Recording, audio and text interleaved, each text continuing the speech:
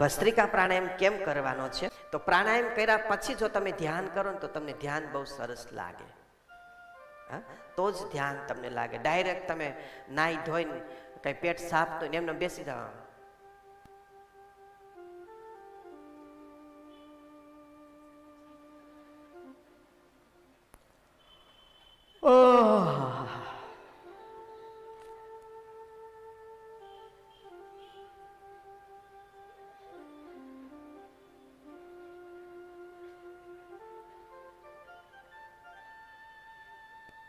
આવું થાય પછી ગયું ઘરે ધ્યાન, ભાગો અહીંથી.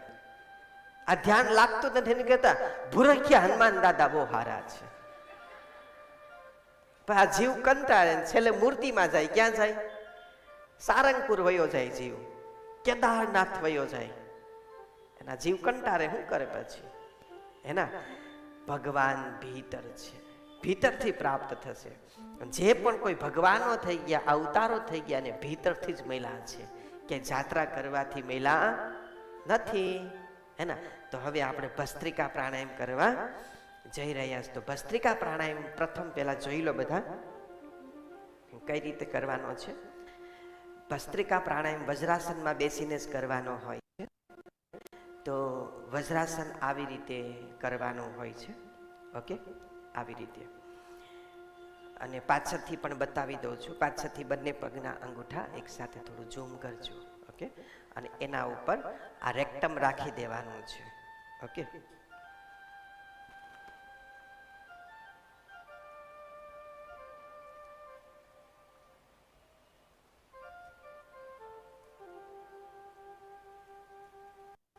તો ભસ્ત્રિકા પ્રાણાયામ કયો પ્રાણાયામ? આપણા 11 પ્રાણાયામ છે. કેટલા? અને 84 લાખ આસન છે. કેટલા? એમાંથી સિદ્ધ આસન 16. કેટલા? 16 આસન. અને આ પૃથ્વી પરની પહેલી સાધના કઈ હતી ખબર છે?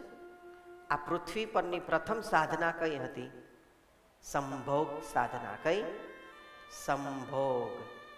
સંભોગ. પણ આપણે બધાએ એને ભોગમાં લઈ લીધી છે. શેમાં લઈ લીધી છે? આ પૃથ્વી પરની પ્રથમ સાધના છે, સંભોગની સાધના છે. કારણ કે એ ક્રિએશનથી જ આ દેવી દેવતાઓ બન્યા. એ ક્રિએશનથી જ, આકર્ષણ ને અપાકર્ષણથી જ હું અને તમે આ જગત સૃષ્ટિ બની છે. પ્રથમ એ સાધના એ આ પૃથ્વી પરની છે. એના તો ત્યારબાદ આસન, બીજો નંબર આવે આસનનો આવે. અષ્ટાંગ યોગ. ઋષિ પતંજલિ, ભગવાન શ્રી પતંજલિ, શેષાનાગનો અવતાર મહર્ષિ પતંજલિએ, એને એવું થયું કે આ સમય જતા લોકો આ સાધનાને સ્વીકાર નહીં કરે. બહુ અંતર્જ્ઞાની હતા, બહુ ફિલોસોફર હતા, બહુ વૈજ્ઞાનિક હતા. એને એવો ખ્યાલ આવ્યો કે સમયાંતરે જતા લોકો આને વ્યવસ્થિત સમજશે નહીં. એના તો પછી એને અષ્ટાંગ યોગ મૂક્યો કે એ આસન કરવાથી પણ આ શક્તિને વાયોલેટ એનર્જીમાં કન્વર્ટ કરે. અને ત્યાર પછી પતંજલિ પછી આવ્યા કર્મકાંડ આવ્યું. પતંજલિ પછી શું આવ્યું? કર્મકાંડ આવ્યું. અને કર્મકાંડની અંદર બ્રાહ્મણ લોકોને એમ થયું કે જે વિદ્યાપીઠોને એવું થયું, 4 મઠોને એવું થયું, આપણે 4 મઠ છે, એ લોકોને એવું થયું કે આ લોકો હઠયોગ કોઈ નહીં કરી શકે. સમય જતા કોઈના પેટ મોટા થઈ જશે, જાડિયા પાડિયા થઈ જશે, વયવૃદ્ધ થઈ જશે. પછી મૂક્યા મંત્રો મૂક્યા. શું મૂક્યા? મંત્રો. ભક્તિ મૂકી. કેવી? ભક્તિ મૂકી, ભજન મૂક્યું. એના અને પછી પણ એવું થયું કે લોકો પૂજા પાઠમાં, કર્મકાંડમાં કોઈ બેસી શકતા નથી, કોઈને દાનત નથી. પછી આવ્યું એસ્ટ્રોલોજી. શું આવ્યું?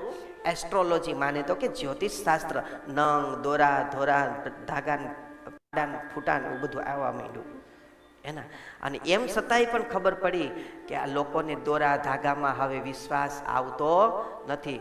તો હવે લેટેસ્ટ નવું આવ્યું, જા મેરા પરસા છે તેરા કામ હો જાયેગા. એના આવું બધું આવવા માંડ્યું. હવે શું આવશે એ ખબર નથી, પણ હવે જ એના લાઈવ પ્રસારણ ચાલે છે.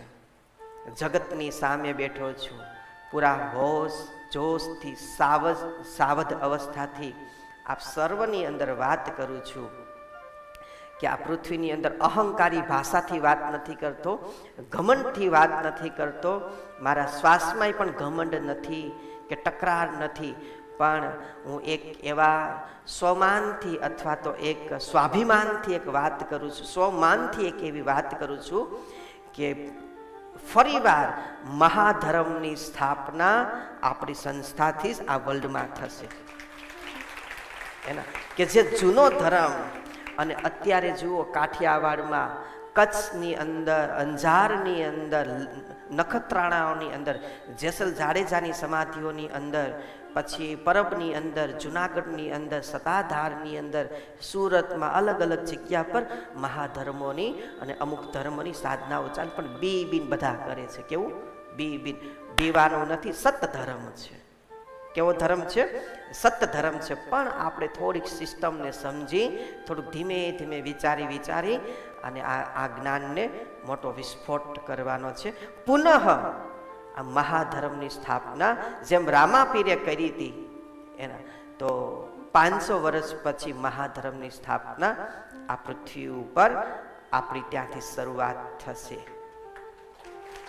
એના અને એમાં એ જે છે ને સીધો સંપર્ક છે. કેવો છે? સીધો સંપર્ક છે. હજુ આપણા ઘણા જૂના સાધકોને પણ આની કંઈક કન્ફ્યુઝનમાં છે, કંઈક સમજતા નથી, કંઈક ક્યાંક અટવાય છે, ક્યાંક આમ તેમ મગજમાં આવ્યું છે, એટલે આવી જતું હોય છે. પણ હજુ એને થોડુંક બ્રેઇન વોશ કરવાની જરૂર છે, થોડાક સેલ ખોલવાની જરૂર છે, થોડીક સાધના કરવાની જરૂર છે, થોડીક સમર્પણની જરૂર છે. એટલે ઓટોમેટિક, અને પછી ખબર પડશે ને ત્યારે તો ગુરુ નહીં હોય આ પૃથ્વી ઉપર. હે ને?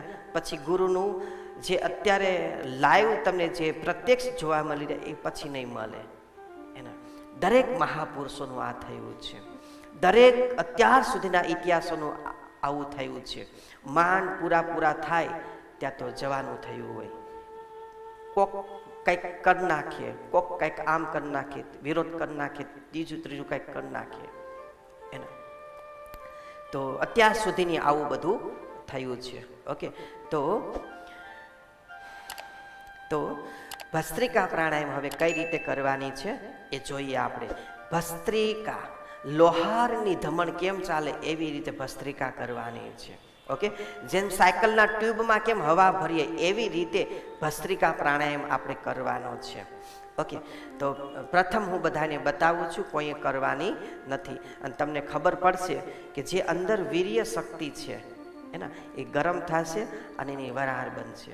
અને તમે જોજો સંતો મહાપુરુષોના શરીરને તમે સ્પર્શ કરજો, થોડું ગરમ હશે, તમારાથી વધારે ગરમ હશે, કારણ કે ઉર્જા બનાવતા હોય છે. શું બનાવતા હોય છે? ઉર્જા બનાવતા હોય છે. અત્યારે મારું શરીર તમે જુઓ તો 99 ડિગ્રી છે. કેટલું? 98 ડિગ્રી હોવું જોઈએ. અને હમણાં અને આ થર્મોમીટર મૂકવાની છૂટ હો, થર્મોમીટરથી જ તમે ચેક કરી શકો છો કે કેટલું તાપમાન છે એના, કારણ કે યોગ આખું પ્રેક્ટિકલ વિજ્ઞાન છે. અને હમણાં હું ભસ્ત્રિકા કરીશ ને, હમણાં હું જે સાધના કરીશ ને, તો મારું તાપમાન કેટલું થઈ જશે ખબર? 104, 5, 6 ડિગ્રી થઈ જશે. કેટલું? 104, 5, 6 ડિગ્રી થઈ જશે. એટલું ગરમ થશે. પણ તાવ નહીં હોય, એને તાવ ન કહેવાય, એને ઉર્જા કહેવાય. શું કહેવાય એને? ઉર્જા. અને એ ઉર્જાથી તમારું શરીર ધબકતું રહે, અને ઓલો તાવ આવે ને તમને ઇન્ફેક્શન વાળો, એનાથી તમે લૂઝ મૂઝ થઈ જાઓ, લબડે થઈ જાઓ સાવ. અને આ તાવ, અને આધ્યાત્મિક તાવ કહેવાય. કેવો તાવ કહેવાય? આધ્યાત્મિક ફીવર કહેવાય આને. હે ને? તો જોઈએ બધા આપણે. ઓકે, કઈ રીતે બધું કરવાનું છે. પ્રથમ તો આ રીતે બેસવાનું છે. જે પણ કોઈ બહેનો, માતાઓ, અમુક મોટી ઉંમરના લોકો હોય, ન બેસી શકતા હોય તો ખુરશી પર બેસીને પણ કરી શકશે. કોઈ વજ્રાસનમાં ન બેસી શકતા હોય પલઠી વાઈને પણ કરી શકશે. અર્ધ પદ્માસનમાં કરી શકશે, અને પૂર્ણ પદ્માસનની અંદર પણ કરી શકશે. ઓકે, તો હું જેમ કરું છું ને એવી સેમ એક્શન તમારે કરવાની છે, પણ અત્યારે નહીં, પછી હું કહું ત્યારે. ઓકે, જૂના લોકોને બધાને ખબર હશે, પણ નવા લોકોને અવગત કરું છું. પેટ સીધું, કરોડરજ્જુ સીધી, ખભા સીધા, ગરદન સીધી, સીધું ધ્યાન, મુખ મુદ્રા પ્રસન્ન, ગુરુમુખી, મનમુખી નહીં, ગુરુમુખી. પૂરેપૂરું ધ્યાન, સોયની અણી જેટલું અહીંયા ક્યાં, અને આજ્ઞા ચક્ર કહેવાય છે. ઓકે, એટલે શાંતિથી થોડીક વાર બેસવાનું. ત્યારબાદ ઢીલી મુઠ્ઠી ખંભા પાસે રાખવાની, આવી રીતે. હા, આ ભસ્ત્રિકા પ્રાણાયામ છે ને, આ ભસ્ત્રિકા પ્રાણાયામનો શું ફાયદો અને શું ગેરફાયદો, કોને કરવાનું અને કોને નહીં કરવાનું, એ ધ્યાનથી સાંભળો. આ ભસ્ત્રિકા પ્રાણાયામ છે, જેને એટેક આવેલો હોય, સ્ટેન્ટ બેસાડેલું હોય, સ્પ્રિંગ બેસાડેલી હોય, બાયપાસ સર્જરી કરાવેલી હોય, આ ભાગની અંદર ક્યાંય ટ્યુમર હોય, શ્વાસ નળી, અન્નનળીની અંદર, ત્યારબાદ આંખમાં રેટિના સિસ્ટમ કંઈક ખોરવાઈ ગઈ હોય, કાનમાં પડદો વીક હોય, હોલ હોય, દુખાવો હોય, ત્યારબાદ ખેંચ આંચકી આવતી હોય, એવા લોકો માટે આ પ્રાણાયામ નહીં કરવો. જે બહેનો ગર્ભિત બહેનો હોય અને માસિકનો પહેલો બીજો દિવસ હોય, ત્રીજા દિવસથી કરી શકો, પહેલો બીજો દિવસ હોય ત્યારે ભસ્ત્રિકા પ્રાણાયામ કરવો નહીં. આ પ્રાણાયામ ઉનાળામાં ક્યારે કરવાનો નહીં. આ પ્રાણાયામ ગરમ પ્રાણાયામ છે, માટે કપાલભાતિ અને ભસ્ત્રિકા પ્રાણાયામ ઉનાળામાં ક્યારે કરાતો નથી. હા, હવે ઉનાળાની અંદર અનુલોમ વિલોમ પ્રાણાયામ છે, ચિત્તકારી ચિતલી પ્રાણાયામ છે. અત્યારે મોન્સૂન વેધર ચાલે છે, ચોમાસાની સિઝન ચાલે છે, તો આ જે ઠંડી ઋતુની અંદર અનુલોમ વિલોમ, બ્રાહ્મણી પ્રાણાયામ કે ચિત્તકારી કે ચિતલી પ્રાણાયામ નથી કરવાનો હોતો. ઓકે, ભસ્ત્રિકા પ્રાણાયામ 8 વર્ષથી ઉપરના બાળકોથી લઈને 100 વર્ષ વ્યક્તિ સુધી કરી શકે છે. ઓકે, હા, બીજું કે આપણી દીક્ષાની અંદર 10 વર્ષના બાળકોથી ઉપર બેસી શકશે. દીક્ષાની અંદર કેટલા? 10 વર્ષથી ઉપરના બાળકો હોવા જોઈએ, પણ એ 10 વર્ષથી ઉપરના બાળકોએ રુદ્રનાદ કરવાનો નથી. રુદ્રનાદમાં કોઈ રહી ન શકે. અત્યારે આ સ્ટેજ ઉપર કેટલા હેલોજન છે? જો અહીંયા કેટલા છે? 2 છે ને, પાક્કું 2 છે ને. તો આ 2 હેલોજન. તો રુદ્રનાદ એટલે શું ખબર? 5000 હેલોજન. કેટલા? 5000 હેલોજન. કેટલા? 5000 હેલોજન નો પ્રકાશ બરાબર. અને હજુ પણ હરખાએ કરાવવું ને રુદ્રનાદ, સરખાએ જ કરાવીશ, પણ હજુ એવી મારી સ્થિતિ હોય, સ્થિતિ જ હશે, પણ એમ કહેવાય ને કે હજુ કંઈક તો એવી સ્થિતિ હોય ને, તો રુદ્રનાદ એટલે શું ખબર છે? 10 સૂર્ય બરાબર એક રુદ્રનાદ. 10 સૂર્યનો પ્રકાશ, 10 સૂર્ય, એક સૂર્યમાં કાફી થઈ જઈએ છીએ આપણે. 10 સૂર્ય બરાબર એક રુદ્રનાદ. એ કેવો ખતરનાક રુદ્રનાદ હશે. સાંભળતા જ કંઈક થાય છે, સાંભળતા જ ફિલિંગ આવવા માંડે છે, સાંભળતા જ એટ્રેક્શન થઈ રહ્યું છે. તો એ કરશું ત્યારે કેવું હશે? અદ્ભુત અદ્ભુત અદ્ભુત અદ્ભુત. તો આ ભસ્ત્રિકા પ્રાણાયામ એને નહીં કરો. આ ભસ્ત્રિકા પ્રાણાયામ જેને કોલેસ્ટ્રોલ હોય, જેને લો બીપી રહેતું હોય, જેને ચરબીની ગાંઠો હોય, બ્લડ કેન્સર હોય, લુકોમિયા હોય, લોહી બગડી જતું હોય, B12 ઓછું હોય, ત્યારબાદ મગજમાં યાદશક્તિ, સ્મરણ શક્તિ ઓછી હોય, મગજમાં લોહી જામતું હોય, રાઈટ, બીપી, ડાયાબિટીસ, હૃદય રોગ, ત્યારબાદ થાઇરોઇડ હોય, એના માટે અક્ષીરમાં અક્ષીર પેરાલિસિસ હોય. જુઓ, તમે એક ભસ્ત્રિકા પ્રાણાયામ કરશો ને, તમે પેરાલિસિસમાંથી અટકી જશો, જાઓ, ગેરંટી. તમારું રુધિરાભિસરણ જ રહેશે, પછી ડોક્ટર ઘોકા મારશે ને તોય તમારું લોહી હટશે નહીં ત્યાંથી, આનાથી વહી જાય તમારું. તમને બ્લડ કેન્સર હોય, સાહેબ કોઈ પણ તકલીફ હોય, આ ચરણ સ્વીકારો. જો ભાઈ, મરવાનું તો બધાયને છે, મારે મરવાનું છે એક દિવસ, અને તમારે પણ મૃત્યુ થવાનું છે, પણ મૃત્યુ એવું હોવું જોઈએ, સાર્થક મૃત્યુ. કેવું? બ્રહ્મલીન મૃત્યુ. કેવું? બ્રહ્મલીન મૃત્યુ હોવું જોઈએ. તો હવે આપણે ભસ્ત્રિકા પ્રાણાયામ તરફ ગતિ કરીએ છીએ. ફાયદા ગેરફાયદા સમજાયું. દેશ કાલ અને ઋતુ પ્રમાણે કઈ રીતે આસનનો પ્રાણાયામનો વર્તાવ કરવો પણ આપણે સમજ્યા.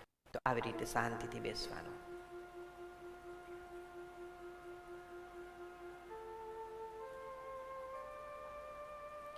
ઢીલી મુઠ્ઠી ખંભા પાસે રાખવાની આવી રીતે, રાઈટ. અને જેમ સાયકલના ટ્યુબમાં કેમ હવા ભરતા હોય એવી રીતે હવા ભરવાની છે ફેફડામાં, રાઈટ.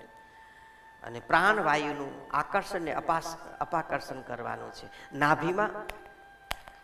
નાભીમાં ધડીંગ ધડીંગ અવાજ આવશે, આવી રીતે.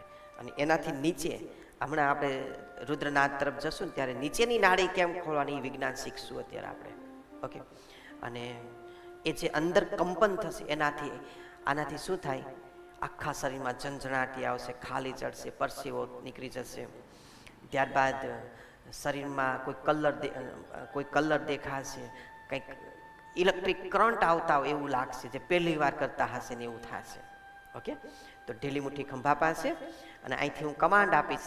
ઇન એટલે હાથ ઉપર, આઉટ કહો એટલે હાથ નીચે. ઇન કહો એટલે જોશથી શ્વાસ લેવાનો, અને આઉટ કહો એટલે જોશથી શ્વાસને નીચે મૂકવાનો. ઓકે. કોઈ આમ નથી કરવાનું,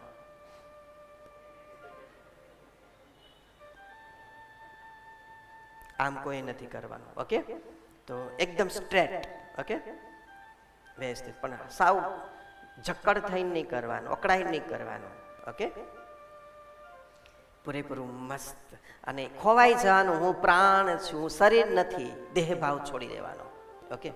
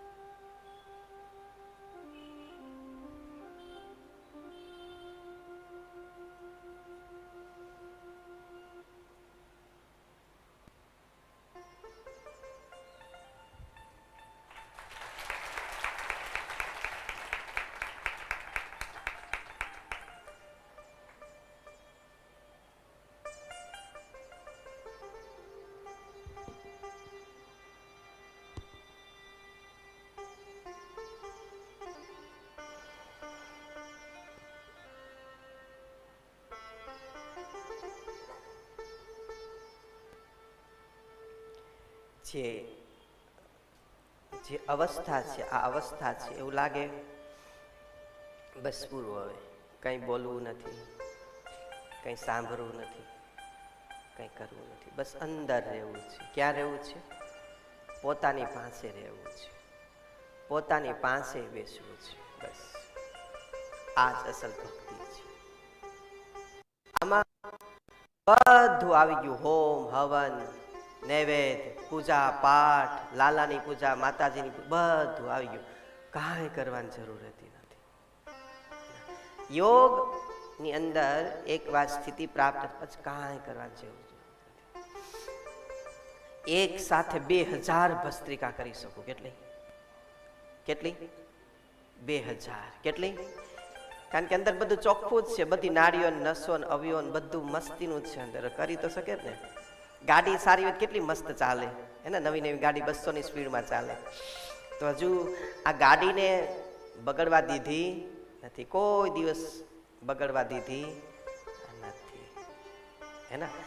તો જરાય મને શ્વાસ ચડ્યો, દમ નહીં ચડ્યો, કર્યા પછી નહીં ચડ્યો, હે ને?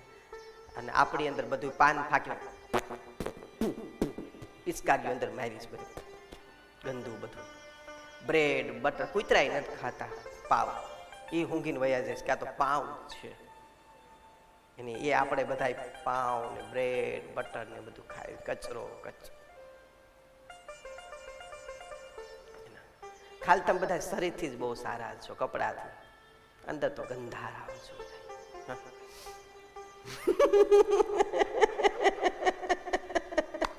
સાચું કીધું કે ખોટું કીધું? એના આમ ઓકે. તો હવે આપણે ભસ્ત્રિકા અત્યારે કરવાની છે.